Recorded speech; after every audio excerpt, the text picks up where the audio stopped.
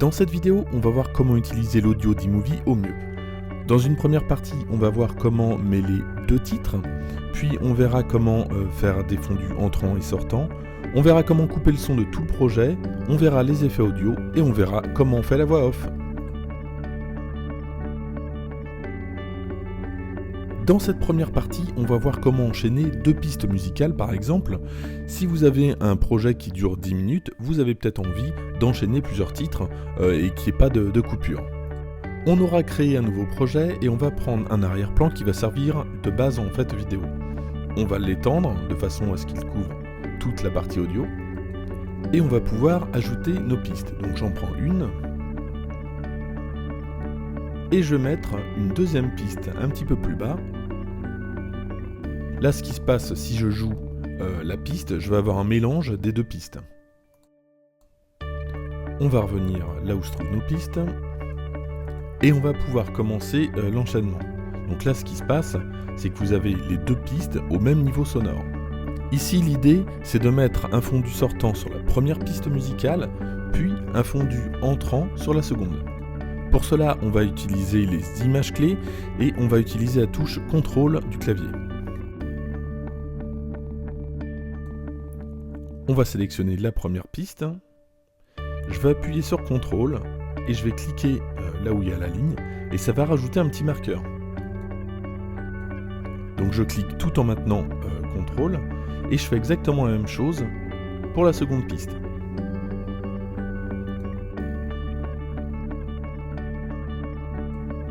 Alors je vais évidemment pouvoir bouger mon marqueur, je le sélectionne et je le glisse.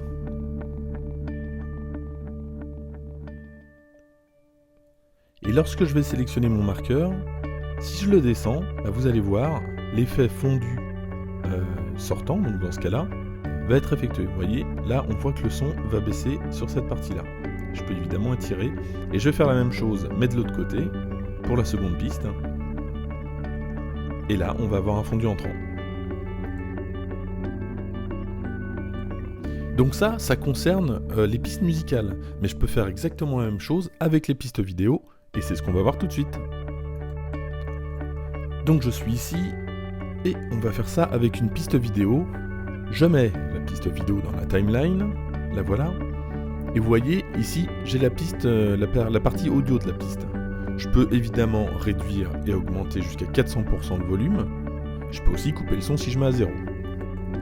Et regardez sur la gauche, j'ai un petit point. Si je le déplace, ça va créer la fondue en entrée. Et si je vais à la fin de la piste vidéo, j'ai la même chose. Et là, je vais pouvoir créer la fondue pour la sortie. Donc ça, c'est les fondus pour la piste vidéo. Donc on a vu dans cette partie concernant les fondus entrants et sortants des pistes vidéo, comment couper le son et comment l'augmenter. Par contre, je vais peut-être être amené à couper le son de tout le projet. Donc là, ici, j'ai deux pistes vidéo. Je vais les sélectionner.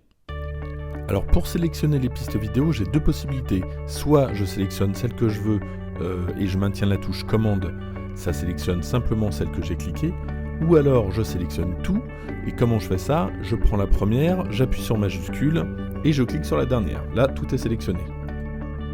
On va maintenant en haut à droite, et on va cliquer sur le réglage des volumes, et là on va pouvoir ajuster le volume à notre guise. Donc si je le mets à 0, évidemment, le volume sera coupé. Alors tout ça c'est pas mal, maintenant on va pouvoir appliquer aussi un filtre audio à notre piste vidéo.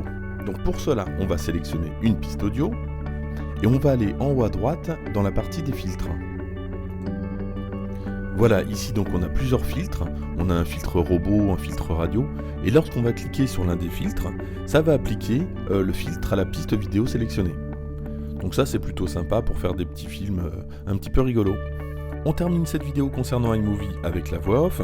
Si vous faites des tutos sur YouTube par exemple, ou si vous avez besoin d'ajouter des commentaires à un reportage quelconque, ça peut vous servir. Et le principe est tout simple, on va placer la tête de lecture sur la timeline, donc là où vous voulez enregistrer la voix hors champ, et dans la partie aperçue, donc en haut à droite, vous allez cliquer sur le bouton enregistrer, le bouton rouge, et l'enregistrement va partir. Pour arrêter l'enregistrement, tout simplement, on rappuie sur ce même bouton, et l'enregistrement s'arrête. Alors, il y a quelques paramètres à connaître. À droite de ce bouton, on a justement quelques options. La première concerne la source. On peut très bien utiliser le micro intégré, mais le son n'est pas forcément génial. Ou alors, si vous avez rajouté un micro externe, donc c'est là où vous allez le choisir. Et vous allez aussi régler le gain d'entrée. Faites attention, si c'est trop fort, vous allez avoir un truc qui crache. Voilà pour le tuto et merci de l'avoir suivi.